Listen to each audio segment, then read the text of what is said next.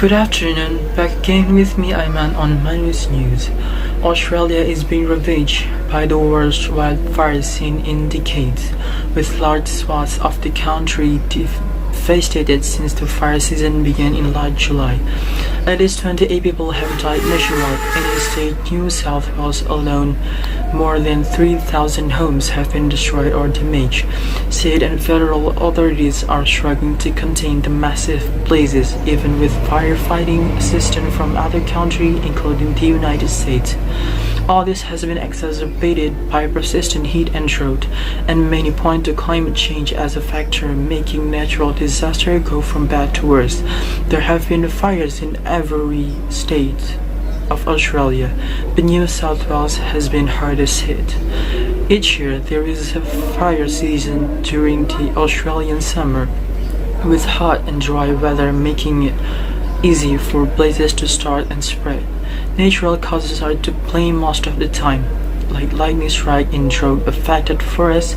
Dry lightning was responsible for starting a number of fires in Victoria's East Gippsland region in late December, which then traveled more than 20 kilometers in just 5 hours, according to state agency Victoria Emergency.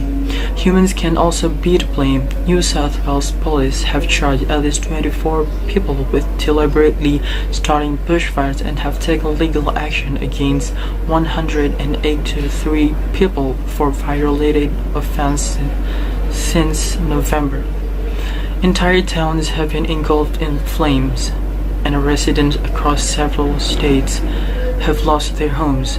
The heaviest structural damage occurred in New South Wales, the country's most populated state, where 1,588 homes have been destroyed and over 650 damaged. In total, more than 7.3 million hectares have been burned across Australia's 6 states, an area larger than the countries of Belgium and Denmark combined. The worst affected state is New South Wales, with more than 4.9 million hectares burned. About 500 million animals have been affected by the fires across New South Wales, with millions likely dead, and that's a conservative estimate. That number of total animals affected could be as high as 1 billion nationwide, according to ecologists from the University of Sydney.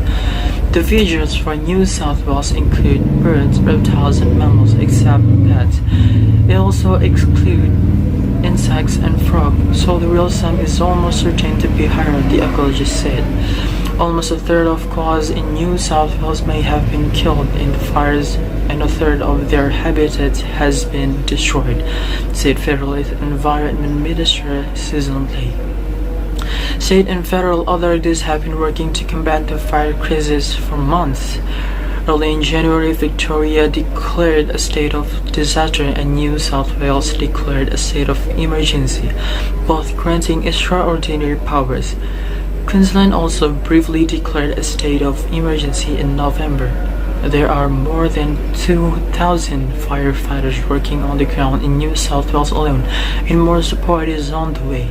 The US, Canada, and New Zealand have sent additional firefighters to help. The fires are unlikely to end entirely, since they are a newly occurring event and may even get worse if recent years are good. Thank you. I'm Ayman from Manus News reporting.